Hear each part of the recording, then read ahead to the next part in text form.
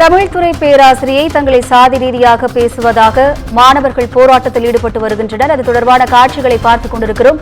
கூடுதல் விவரங்களை செய்தியாளர் சரவணன் வழங்க கேட்கலாம். வணக்கம் சரவணன், கூடுதல் விவரங்கள் என பதிவு பண்ணுங்க.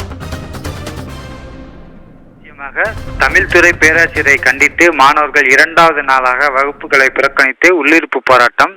தஞ்சாவூர் மாவட்டம் கும்பகோணம் அரசினர் கலை கல்லூரியில் பணியாற்றி வரும் பேராசிரியர் ஜெயவாணிஸ்ரீ என்பவர் மாணவிகளிடம் ஜாதி ரீதியாக பேசியதாக கூறப்படுகிறது.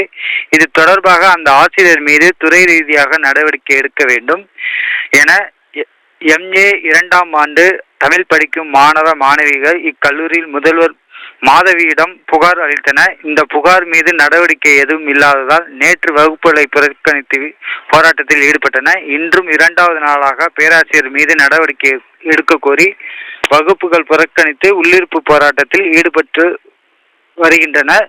இது தொடர்பாக மேலும் நடவடிக்கை எடுக்கும் வரை உள்ளிருப்பு போராட்டம் மாணவிகள் தொடரும் என எதிர்பார்க்கப்படுகிறது. வினிதா, கூடுதல் விவரங்களுக்கு நன்றி சரவணன்.